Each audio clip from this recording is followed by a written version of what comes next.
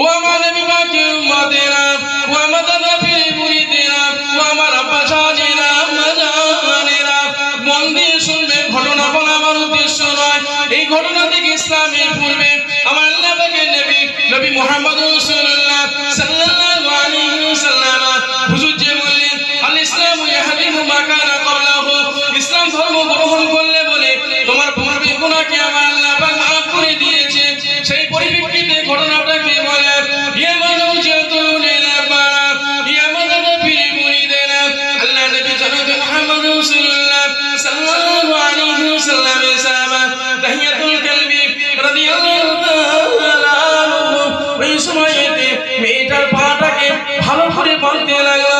মেয়েটার পাটাকে ভালো করে বেঁধে ওই গর্তের ভিতরে ফেলে দিল। এমনকি ফেলে দিয়ে মরুভূমির বড় বড় পাথরগুলো ওই মেয়েটার বুকের উপরে চাপা দিতে লাগলো। চাপা দিতে দিতে চাপা দিতে দিতে এমন করে অবশেষে বড় একটা পাথর নিয়ে তাহিয়াতুল কালবি রাদিয়াল্লাহু তাআলা ওই তাহিয়া কালবি ওই পাথরটা যখনই ওই মেয়েটার বুকে মারল, মেয়েটার বুকটা খালি হয়ে গিয়ে রক্ত বার হয়ে তাহিয়াতুল কালবি বুকে এসে লাগলো। আব্বা জান, আব্বা জান, আব্বা জান, আব্বা জান, আমাকে মেরো না, মেরো না, ও আমার আব্বা জান, আমাকে মেরো না, মেরো না, আমি মেয়ে, তোমার মেয়ে, আমার জন্য কোনো জায়গায় তোমার সম্মান ক্ষতি হবে না, ও আমার আব্বা জান, আমাকে মেরো না, মেরো না, আমি কোনোদিন তোমাকে আব্বা বলে ডাকবো না, ও আমার আব্বা জান, আমি কোনোদিন আপনার মুখের দিকে ফিরে তাকাবো না, ও আমার আব্বা জান, আমি কোনোদিন আপনার বাড়ির সামনে যাবো না, আব্বা জান, আমাকে মেরো না, মেরো না, মেরো না, এমন বলে আব্বা আব্বা আব্বা বলে কাঁদতে লাগলো। কাঁদতে কাঁদতে কাঁদতে কাঁদতে তাহিয়া কালবির মেয়েটা ওই মাটির ভিতরে ইন্তেকাল হয়ে গেল। তাহিয়া কালবির মেয়ে ওই গর্তের ভিতরে মারা গেল। বেশ কিছুদিন পরে তাহিয়া কালবি কি করলো, আমার নবী পাকের দরবারে গিয়ে আমার রাসূলুল্লাহর হাতে হাত দিয়ে মুসলমান হয়ে গেল। ইয়া রাসূলুল্লাহ, ইয়া হাবিবাল্লাহ, হুজুর আমাকে মুসলমান করে দিন। আল্লাহর নবী তাহিয়া কালবিকে মুসলমান করে দিল। মুসলমান করে দেওয়ার পরে তাহিয়া কালবি প্রতিদিন রাসূলুল্লাহর দরবারে আসে। আসার পরে মনটা বড় খারাপ, মনটা বড় মলিন, চুপ করে একটা কোণায় বসে থাকে, অঝর নয়নে চোখ দিয়ে পানি পড়ে। আল্লাহর নবী 2 থেকে 3 দিন এমন ভাবে দেখলেন। দেখে একদিন জিজ্ঞাসা করছে তাহিয়া কালবি, মনটা কেন বাবা তোমার এত খারাপ? তুমি আমি রাসূলের দরবারে আসো, সবার পিছনে বসো এবং অঝর নয়নে কাঁদতে থাকো। এই তাহিয়া কালবি, বলো বলো বলো, আজকে তোমার ভিতরে কি যন্ত্রণা, কি বেদনা রয়েছে যেটা তোমার অন্তরকে পুরে পুরে খাচ্ছে? আমি তোর তাহিয়া কালবি, বলো আজকে তুমি আমার দরবারে বসো এবং অঝর নয়নে শুধু কাঁদতে থাকো, কি সমস্যা তোমার বলো।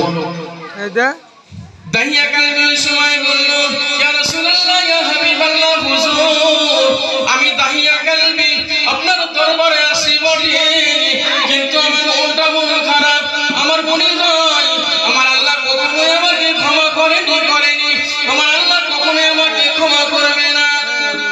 ও তাহিয়া কালবি কি সমস্যা বাবা বলো। তাহিয়া কালবি বলে, ইয়া রাসূলুল্লাহ, ইয়া হাবিবাল্লাহ, হুজুর আমার একটা মেয়ে ছিল, ওই মেয়েটাকে আমি তাহিয়া কালবি মরুভূমির বুকে একটা বড় গর্ত করে আমার মেয়েকে আমি সেই গর্তের ভিতরে নিয়ে ইয়া রাসূলুল্লাহ পাথর মারতে মারতে মারতে মারতে মারতে মারতে ইয়া রাসূলুল্লাহ তাকে কতল করে দিয়েছি। তার কিছুদিন পরে আমি আপনার দরবারে এসে মুসলমান হয়েছি। ইয়া রাসূলুল্লাহ আমার মনে হয় আমার আল্লাহ কখনোই আমাকে ক্ষমা করবে না,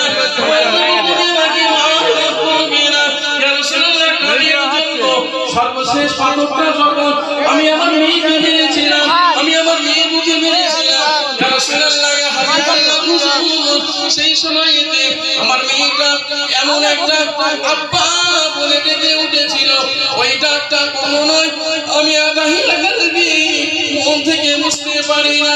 যখন আমি পাথর মারছি আমার মেয়েটা বারবার আমাকে বলছে, আব্বা জান, আব্বা জান, আমাকে মেরো না, মেরো না, আব্বা জান, আব্বা জান, আমি আপনাকে আব্বা বলে ডাকবো না, আব্বা জান, আব্বা জান, আমার জন্য আপনার কোনো সম্মানের ক্ষতি হবে না।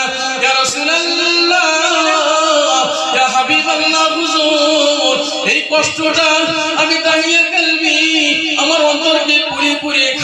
ইয়া রাসূলুল্লাহ আপনার মজলিসে আমি বসি বটে, কিন্তু আমি দাহিয়া কালবি যখন আমার মেয়ের ওই আব্বা আব্বা বলা আওয়াজটা আমি দাহিয়া কালবি মনে পড়ে যায়। ইয়া রাসূলুল্লাহ ইয়া হাবিবাল্লাহ হুজুর আমার অন্তরের ভিতরটা একেবারে শূন্য হয়ে আসে।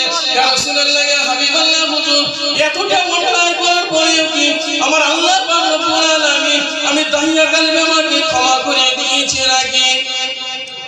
ইয়া রাসূলুল্লাহ ইয়া হাবিবাল্লাহ হুজুর আমি এতটা অন্যায় করেছি, এত পাপ করেছি, এত নিষ্ঠুর আমি একটা পাপ যে ইয়া রাসূলুল্লাহ আমার মেয়ের মধুর আওয়াজটা আমার বুককে নরম করতে পারলো না।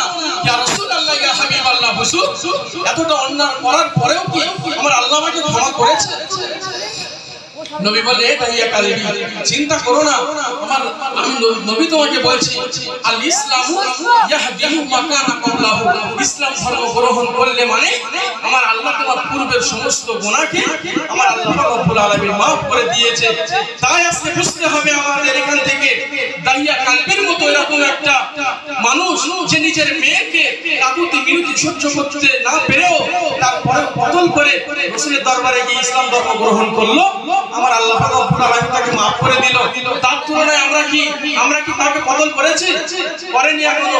কিন্তু আমার আল্লাহ বলছে হে আমার বান্দারা তোমরা ইবলিস তোমাদের 72 বার দাগা দেবে দিনে, কিন্তু আমি আল্লাহ তোমরা আমাকে একবার আল্লাহ বলে খালেস নিয়ে ডাকো, আমি আল্লাহ তোমাদের জীবন জিন্দেগির গুনাহকে আমি আল্লাহ ধুয়ে মুছে সাফ করে দেব। উচ্চ আওয়াজে বলা যাবে সুবহানাল্লাহ। দ্বিতীয় নম্বর কি বললাম, যাক এ নিয়ে ইসলাম নিয়ে আলোচনা করতে গেলে অনেক টাইম, আজকে যে জন্য এই বিশ্ব নবী দিবস আমি সেই দিকে যাব। আর দ্বিতীয় নম্বরে নিয়ামত হলো ওয়াজ ভুলে গেলে হবে না। প্রথমে দুটো কথা বলেছি, আমাদের আল্লাহ পাক রব্বুল আলামিন নিয়ামত দিয়েছে, তার ভিতরে সবথেকে বড় নিয়ামত দুটো কি? এক নম্বরে হলো ইসলাম ধর্মে পাঠিয়েছে। দ্বিতীয় নম্বর কি? সেটা হলো বিইসাতিন নবী সাল্লাল্লাহু আলাইহি ওয়াসাল্লাম, বিশ্ব নবী হাবিবুল্লাহকে আমাদের কাছে আগমন। তাহলে বিশ্ব নবীর আগমনে আজকে আমরা এই জলসা কায়েম করেছি। এই জলসা কায়েম করার থেকে সকলে খুশি না বেজা? সহজে বলুন, সেই বিশ্ব নবীর জলসা কায়েম করতে পেরে আজকে আমরা সকলেই খুশি। সেই নবী নিয়ে আজকে আলোচনা হবে, ঠিক তো? বোঝানোর জন্য ইসলাম নিয়ে দুই এক কথা বললাম, তারপরে আমি আলোচনা করব সেই বিশ্ব নবী নিয়ে। আমার আল্লাহ পাক রব্বুল আলামিন কোরআনের মধ্যে বললেন হে আমার বান্দারা আমি আল্লাহ পাক রব্বুল আলামিন নবীকে বলে নবী তুমি বলে দাও কুল বিফাযলিল্লাহ, আমি আল্লাহ তোমাদের ফজল দান করেছি। ফজল থেকে দুটো মানে আসে, কি কি? এক নম্বরে হলো কোরআন, দ্বিতীয় নম্বরে হলো নবী। দ্বিতীয় নম্বরে নবী।